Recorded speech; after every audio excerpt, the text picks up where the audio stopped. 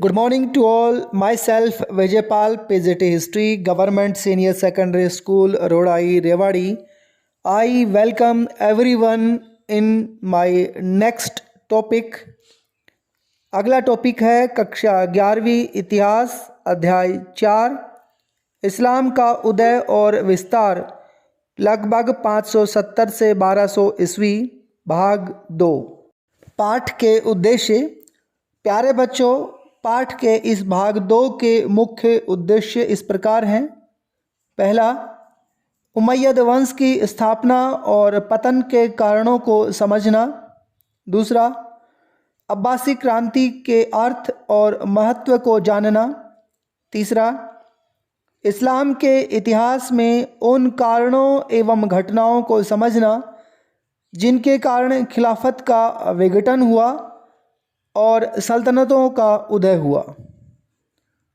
चौथा उद्देश्य है धर्म युद्ध अथवा क्रूसेड के अर्थ, उनके कारणों, घटनाओं एवं प्रभावों या महत्व को जानना और समझना। पाठ के मुख्य बिंदु। प्यारे बच्चों, हमारे अध्याय 4 के भाग 2 के मुख्य बिंदु इस प्रकार हैं। पहला, उमय्यद और राजतंत्र का केंद्रीकरण। दूसरा, अब्बासी क्रांति। तीसरा मुख्य बिंदु है खिलाफत का विघटन और सल्तनतों का उदय। और चौथा बिंदु है धर्म युद्ध अथवा क्रूसेड। हमें इन चारों मुख्य बिंदुओं पर विस्तार पूर्वक चर्चा करनी है। तो आइए शुरू करते हैं। पहला मुख्य बिंदु, उमय्यद और राजतंत्र का केंद्रीकरण। प्यारे बच्चों, इस पहले मुख्य बिंदु में हमें देखना है कि 4 पहले खलीफाओं के द्वारा स्थापित खिलाफत के नष्ट होने के बाद कैसे उमय्यद एक नए वंश की स्थापना होती है और कैसे धर्म के स्थान पर राजतंत्र को महत्व दिया जाता है और इसमें कौन कौन से प्रमुख बदलाव किए गए हैं उनको भी जानना है। जैसे जैसे बड़े बड़े क्षेत्रों पर विजय प्राप्त होती गई वैसे वैसे मदीना में स्थापित खिलाफत नष्ट होती गई। अब उसका स्थान बढ़ते हुए सत्तावादी राजतंत्र ने ले लिया था। उमय्यदों ने ऐसे बहुत से राजनीतिक उपाय किए जिनसे उम्मा अर्थात मुस्लिमों का समूह या समाज के भीतर उनका नेतृत्व मजबूत होता गया था।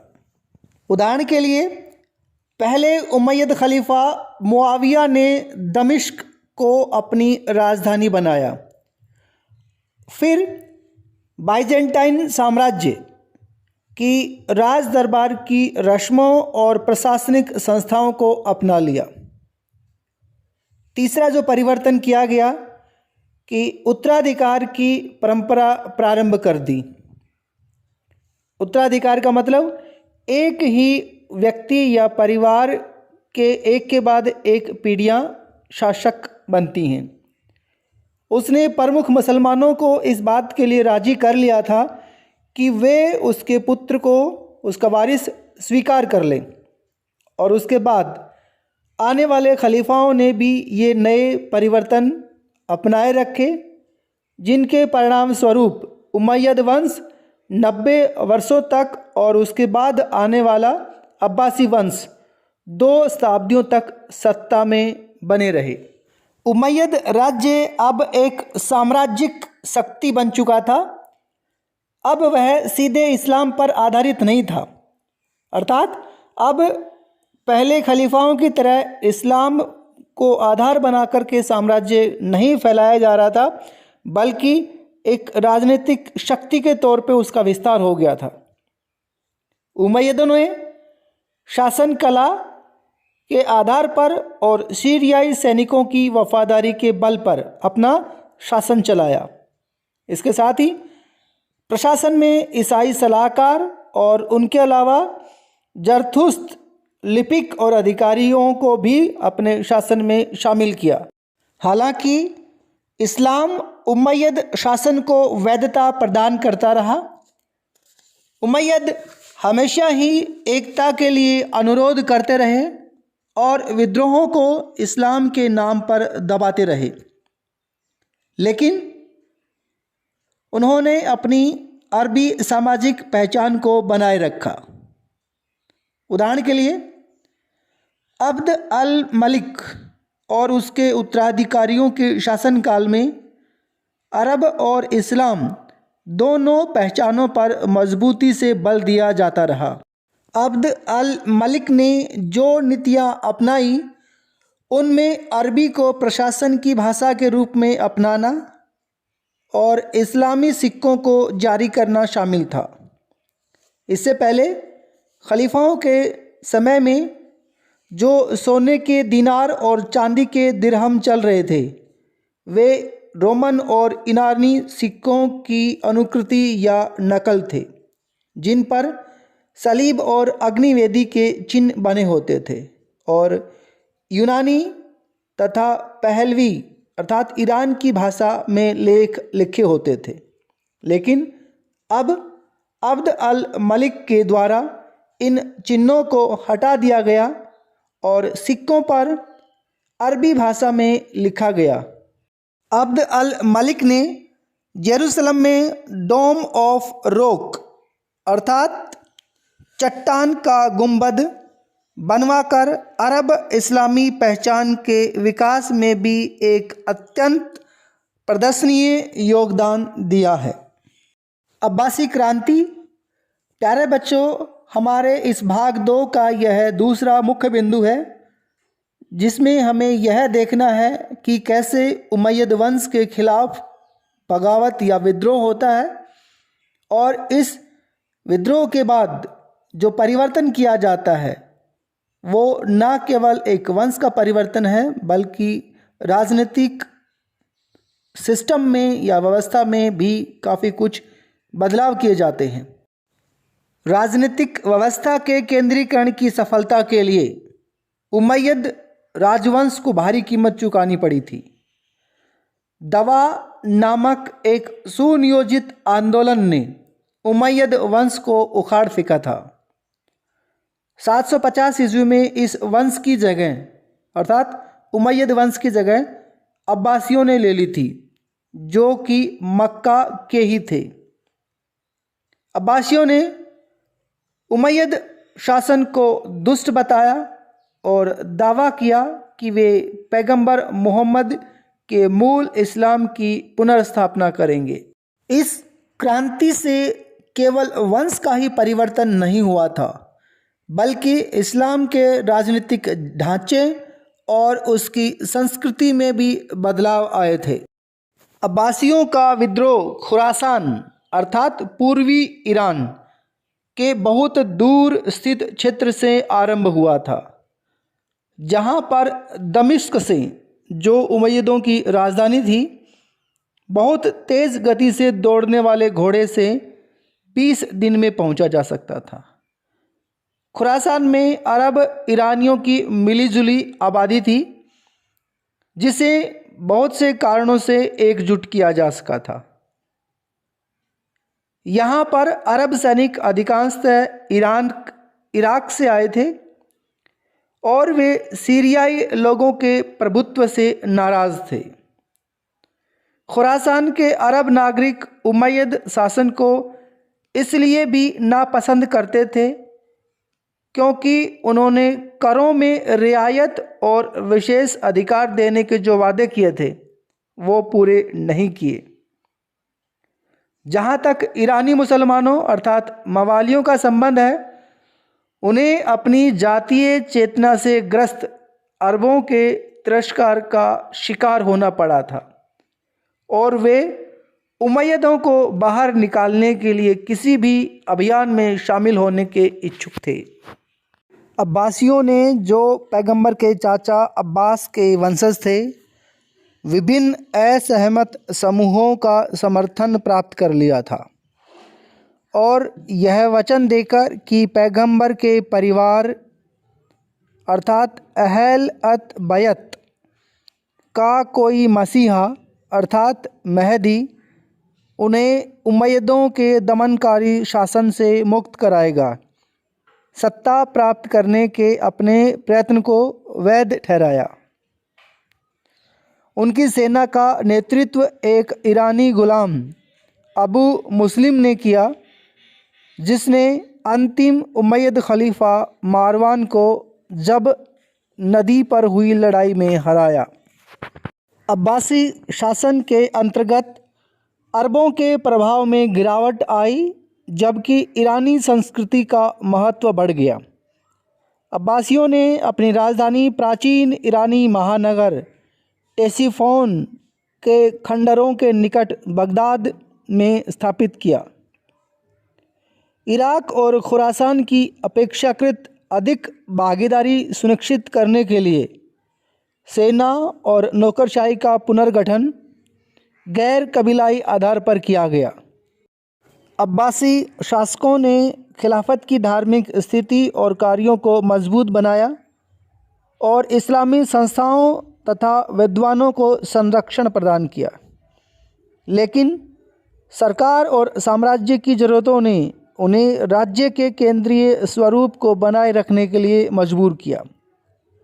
उन्होंने उमैयदों के शानदार शाही वास्तुकला और दरबार के व्यापक समारोहों को बरकरार रखा, और जिस शासन को पहले इस बात पर गर्व था कि उन्होंने राजतंत्र को समाप्त कर दिया, उसे ही अर्थात अब्बासी शासन को फिर से राजतंत्र को स्थापित करने के लिए मजबूर होना पड़ा। खिलाफत का विघटन और सल्तनतों का उदय। प्यारे बच्चों, ये हमारे इस भाग का तीसरा मुख्य बिंदु है, जिसमें हमें अब्बासी शासन के विघटन अर्थात कमज़ोर होने और उनके स्थान पर विभिन्न सल्तनतों अर्थात राज्यों के उदय के बारे में पढ़ना है, जिसमें अलग अलग क्षेत्रों में अलग अलग प्रकार के शासकों ने अपनी सत्ता कायम की। अब्बासी राज्य 9वीं शताब्दी से कमज़ोर होता गया, क्योंकि दूर के प्रांतों पर बगदाद का नियंत्रण कम हो गया था। इसका एक और कारण यह भी था कि सेना और नौकरशाही में अरब समर्थक और ईरान समर्थक गुटों में आपस में झगड़ा हो गया था। उदाहरण के लिए सन 810 में खलीफा हारून उल रशीद के पुत्रों अमीन और मामून के समर्थकों के बीच गृह युद्ध शुरू हो गया, जिससे गुटबंदी और गहरी हो गई और तुर्की गुलाम अधिकारियों, जिनको ममलूक कहा गया था, का एक नया शक्ति गुट बन गया था। शियाओं अर्थात इस्लाम के एक संप्रदाय ने एक बार फिर सुन्नी रूढ़िवादिता अर्थात दूसरे संप्रदाय के साथ सत्ता के लिए प्रतियोगिता की। बहुत से नए छोटे राजवंश उत्पन्न हो गए थे। उदाहरण के लिए खुरासान और ट्रांस ओक्शियाना अर्थात तुरान अथवा ऑक्सस नदी के पार वाले इलाकों में ताहिरी और समानी वंश, और इसी तरह मिस्र और सीरिया में तुलुनी वंश। अब्बासियों की सत्ता जल्दी ही मध्य इराक और पश्चिमी ईरान तक सीमित रह गई थी, और वह भी 945 में छिन गई, जब ईरान के कैस्पियन क्षेत्र अर्थात डेलाम के बुहावी नामक शिया वंश ने बगदाद पर कब्जा कर लिया था। बुहावी शासकों ने विभिन्न उपाधियां धारण की, जिनमें एक प्राचीन ईरानी पदवी शहंशाह अर्थात राजाओं का राजा भी शामिल थी, लेकिन खलीफा की पदवी धारण नहीं की।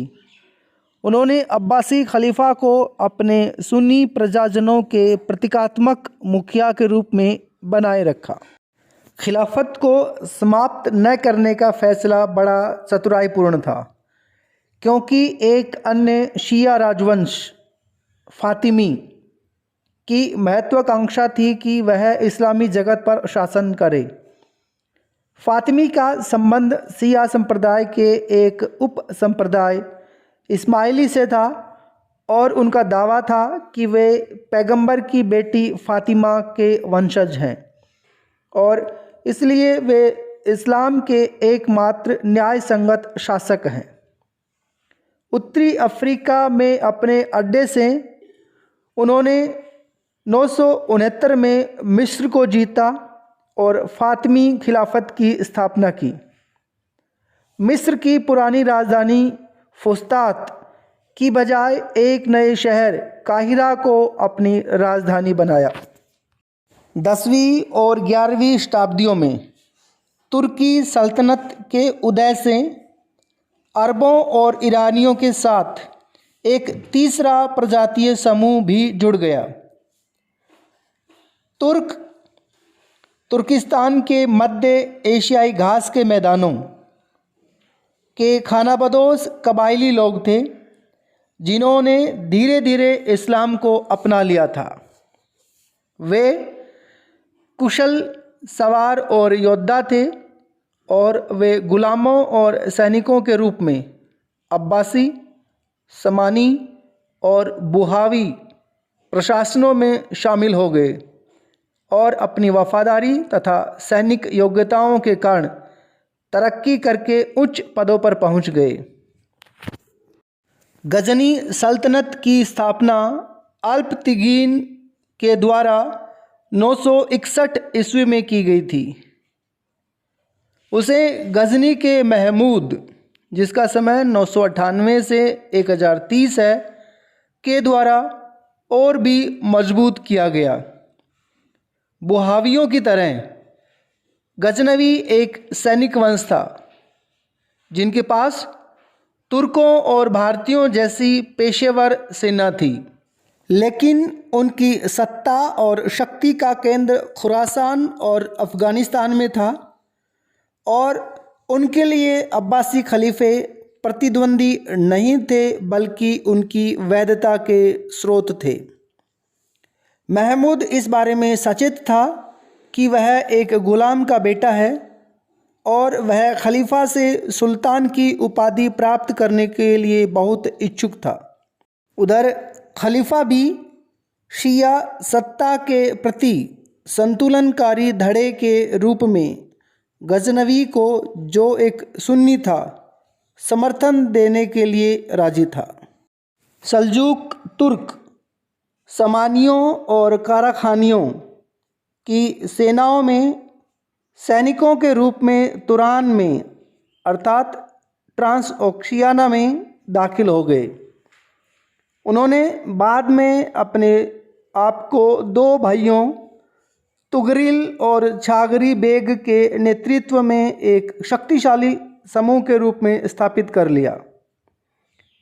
गजनी के महमूद की मृत्यु के बाद की अव्यवस्था का लाभ उठाते हुए सल्जुकों ने 1037 में खुरासान को जीत लिया और निशापुर, जो शिक्षा का एक महत्वपूर्ण केंद्र था, को अपनी पहली राजधानी बनाया। इसके बाद सल्जुकों ने अपना ध्यान पश्चिमी फारस और इराक, जहां बुहावियों का शासन था, की ओर दिया और 1055 में बगदाद को पुनः सुन्नी शासन के अधीन कर दिया। खलीफा अल कायम ने तुगरिल बेग को सुल्तान की उपाधि प्रदान की, जो एक ऐसी कार्यवाही थी जिसने धार्मिक सत्ता को राजनीतिक सत्ता से अलग कर दिया। दोनों सल्जूक भाइयों ने परिवार द्वारा शासन चलाने की कबीलाई धारणा के अनुसार इकट्ठे मिलकर शासन किया और भतीजा अल्प अरसलन उसका उत्तराधिकारी बना। अल्प अरसलन के शासन के दौरान सल्जूक साम्राज्य का विस्तार अनातोलिया अर्थात आधुनिक तुर्की तक हो गया। 11वीं से 13वीं शताब्दी तक की अवधि में यूरोपीय, ईसाई और अरब राज्यों के बीच काफ़ी अधिक लड़ाई झगड़े हुए, जिसके बारे में हम अगले मुख्य बिंदु में पढ़ेंगे। और फिर 13वीं शताब्दी के आरंभ में मुस्लिम जगत ने अपने आप को एक बहुत बड़े विनाश के कगार पर पाया।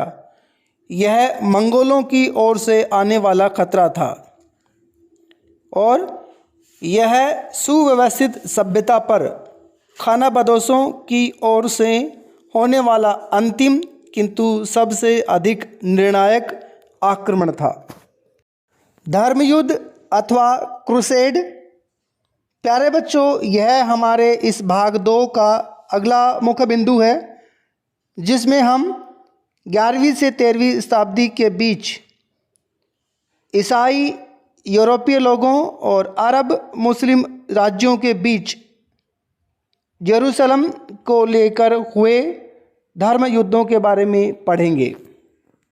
मध्यकाल के इस्लामी समाजों में ईसाइयों को पुस्तक वाले लोग अर्थात अहल अल किताब समझा जाता था, क्योंकि उनके पास अपना धर्म ग्रंथ अर्थात न्यू टेस्टामेंट अथवा इंजील था।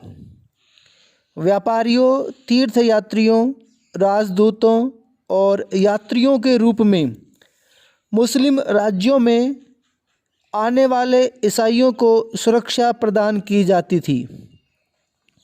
इन क्षेत्रों में वे क्षेत्र भी शामिल थे जिन पर कभी बाइजेंटाइन साम्राज्य का कब्जा था, विशेष रूप से फिलिस्तीन की पवित्र भूमि। लेकिन बाद में अरबों ने यरूशलेम को 638 ईस्वी में जीत लिया था। हालांकि ईसाइयों की कल्पना में ईसा के क्रूसारोपण अर्थात ईसा को सूली पे टांगना और उनके पुनर्जीवन के स्थान के रूप में यरूशलेम हमेशा ईसाइयों के दिल में विद्यमान था। ईसाई यूरोप में मुस्लिम जगत की छवि के निर्माण में यह महत्वपूर्ण तत्व था, अर्थात ईसाई लोग मुसलमानों को अपनी पवित्र भूमि पर अधिकार करने के रूप में जानते थे या मानते थे।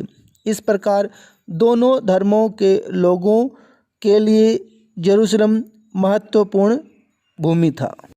मुस्लिम जगत के प्रति शत्रुता 11वीं शताब्दी में और भी अधिक स्पष्ट हो गई, क्योंकि अब तक नॉर्मनों अर्थात उत्तरी यूरोपीय क्षेत्रों, हंगरी वासियों और कुछ स्लाव लोगों को भी ईसाई बना लिया गया था और अब केवल मुसलमान मुख्य शत्रु रह गए थे।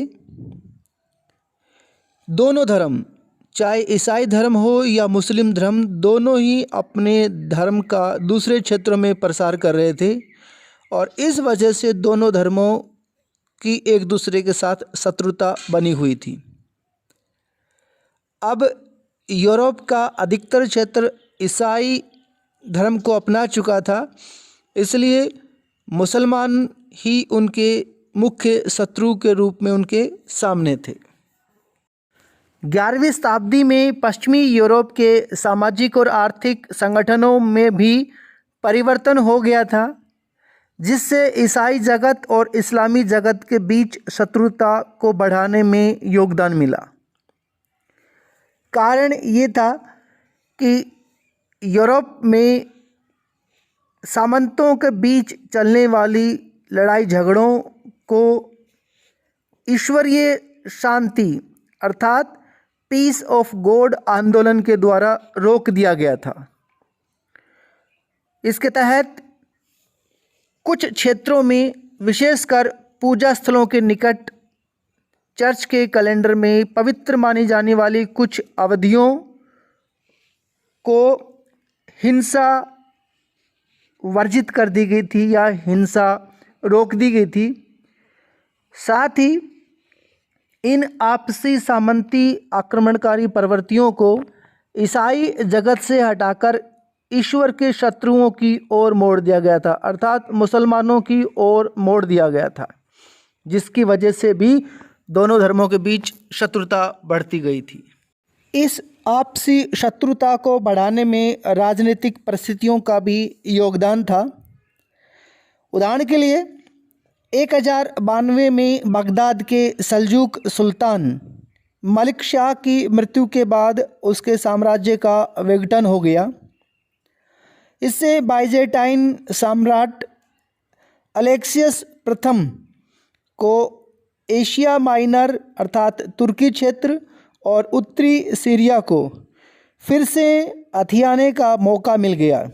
वहीं दूसरी ओर पोप अर्बन द्वितीय के लिए ईसाई धर्म की जीवट प्रवृत्ति अर्थात ईसाई धर्म का प्रसार करना को फिर से जीवित करने का एक अवसर था। परिणाम स्वरूप 1095 में पोप ने बाइजेंटाइन सम्राट के साथ मिलकर पुण्य देश अर्थात पवित्र भूमि को मुक्त कराने के लिए ईश्वर के नाम पर युद्ध के लिए आह्वान किया गया। 1095 से लेकर 1291 के बीच पश्चिमी यूरोपीय ईसाइयों ने पूर्वी भूमध्य सागर के तटवर्ती मैदानों में मुस्लिम शहरों के खिलाफ युद्धों की योजना बनाई और फिर लगातार अनेक युद्ध लड़े गए। इन लड़ाइयों को बाद में धर्म युद्ध का नाम दिया गया, क्योंकि इसमें पोप ने युद्ध लड़ने की शपथ लेने वालों को समारोह पूर्वक क्रॉस प्रदान करने का आदेश दिया था। प्रथम धर्म युद्ध 1098-99 में फ्रांस और इटली के सैनिकों ने सीरिया में एंटियोक और जेरूसलम पर कब्जा कर लिया। शहर में मुसलमानों और यहूदियों को विद्वेषपूर्ण हत्याएं की गई और शहर पर विजय प्राप्त कर ली गई। इसके बारे में ईसाइयों और मुसलमानों दोनों ने काफ़ी लिखा है। मुस्लिम लेखकों ने ईसाइयों, जिन्हें फिरंगी अथवा इनफ्रीजी कहा जाता था, के आगमन का उल्लेख पश्चिमी लोगों के आक्रमण के रूप में किया है। उन्होंने सीरिया फिलिस्तीन के क्षेत्र में जल्दी ही धर्म युद्ध द्वारा जीते गए 4 राज्य स्थापित कर लिए थे, अर्थात ईसाइयों ने वहाँ पर 4 राज्य बना लिए थे। इन क्षेत्रों को सामूहिक रूप से आउट रेमर अर्थात समुद्र पारीय भूमि कहा जाता था और बाद में जो भी धर्म युद्ध हुए वो इस आउट रेमर क्षेत्र की रक्षा और विस्तार के लिए किए गए थे। आउट रेमर प्रदेश कुछ समय तक भली भांति कायम रहा, लेकिन जब तुर्कों ने 1144 में एडेसा पर कब्जा कर लिया तो पोप ने एक दूसरे धर्म युद्ध 1145 से 1149 के लिए अपील की। इस बार जर्मन और फ्रांसीसी सेना ने दमिश्क पर कब्जा करने की कोशिश की, लेकिन उन्हें हराकर घर लौटने पर मजबूर कर दिया गया। इसके बाद आउट रेमर की शक्ति धीरे धीरे कमज़ोर होती गई। धर्म युद्ध का जोश अब ख़त्म हो गया और ईसाई शासकों ने विलासिता से जीना और नए नए इलाकों के लिए लड़ाई लड़ना शुरू कर दिया। सलाह अल दीन अर्थात सलादीन ने एक मिस्री सीरियाई साम्राज्य स्थापित किया और ईसाइयों के विरुद्ध धर्म युद्ध करने का आह्वान किया और उन्हें 1187 में पराजित भी कर दिया। उसने अर्थात सलादीन ने पहले धर्म युद्ध के लगभग 1 शताब्दी बाद जेरूसलम पर फिर से कब्जा कर लिया। उस समय के अभिलेखों से संकेत मिलता है कि ईसाई लोगों के साथ सलादीन का व्यवहार दयामय था, जो विशेष रूप से उस तरीके के व्यवहार के विपरीत था जैसा पहले ईसाइयों ने मुसलमानों और यहूदियों के साथ किया था। हालांकि सलादीन ने the church of the holy sepulchre की अभिरक्षा का काम ईसाइयों को सौंप दिया था, लेकिन बहुत से गिरजाघरों को मस्जिदों में बदल दिया गया और जेरूसलम एक बार फिर मुस्लिम शहर बन गया। इस शहर के छिन जाने से 1189 में तीसरे धर्म युद्ध के लिए प्रोत्साहन मिला, लेकिन धर्म युद्ध करने वाले फिलिस्तीन में कुछ तटवर्ती शहरों और ईसाई तीर्थयात्रियों के लिए जेरूसलम में मुक्त रूप से प्रवेश के सिवाय और कुछ प्राप्त नहीं कर सके। मिस्र के शासकों ममलुकों ने अंततः 1291 में धर्म युद्ध करने वाले सभी ईसाइयों को समूचे फिलिस्तीन से बाहर निकाल दिया। धीरे धीरे यूरोप की इस्लाम में सैनिक दिलचस्पी समाप्त हो गई और उसका ध्यान अपने आंतरिक राजनीतिक और सांस्कृतिक विकास की ओर केंद्रित हो गया। इन धर्म युद्धों ने ईसाई मुस्लिम संबंधों के दो पहलुओं पर स्थायी प्रभाव छोड़ा। इनमें से एक था मुस्लिम राज्यों का अपने ईसाई प्रजाजनों की ओर कठोर रुख, जो लड़ाइयों की कड़वी यादों और मिलीजुली आबादी वाले इलाकों में सुरक्षा की ज़रूरतों का परिणाम था। दूसरा, मुस्लिम सत्ता की बहाली के बाद भी पूर्व और पश्चिम के बीच व्यापार में इटली के व्यापारिक समुदायों, विशेषकर पीसा, जेनेवा और वेनिस का अधिक प्रभाव कायम हो गया। पाठ की दोहराई अथवा पुनरावृत्ति। प्यारे बच्चों, पाठ के इस भाग 2 के सभी मुख्य बिंदुओं का विस्तार पूर्वक चर्चा करने के बाद आइए पाठ की दोहराई करते हैं। अब तक हमने उमैयद वंश की स्थापना और पतन के कारणों को समझा है। दूसरा, अब्बासी क्रांति के अर्थ और महत्व को जाना है। तीसरी बात, इस्लाम के इतिहास में उन कारणों एवं घटनाओं को समझा है जिनके कारण खिलाफत का विघटन और सल्तनतों का उदय हुआ है।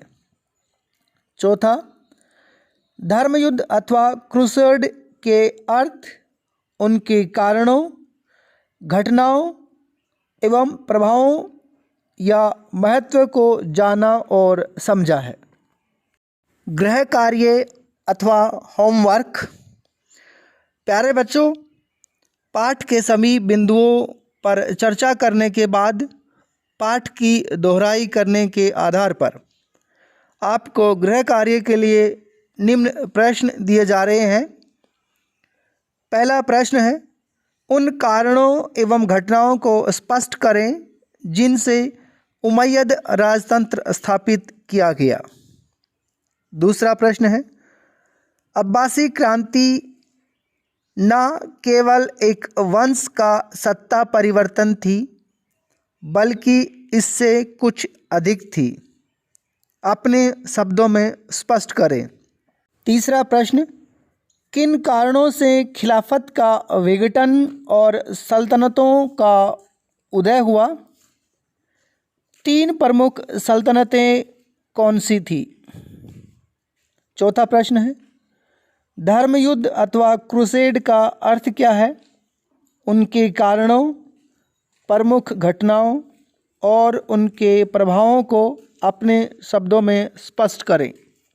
डियर स्टूडेंट्स, पाठ के इस भाग 2 के सभी प्रमुख बिंदुओं का विस्तार पूर्वक चर्चा करने के साथ साथ पाठ की दोहराई करने के आधार पर आपको गृह कार्य के लिए जो प्रश्न दिए गए हैं, उम्मीद है आप उनको सरलतापूर्वक अपनी नोटबुक में कर पाएंगे।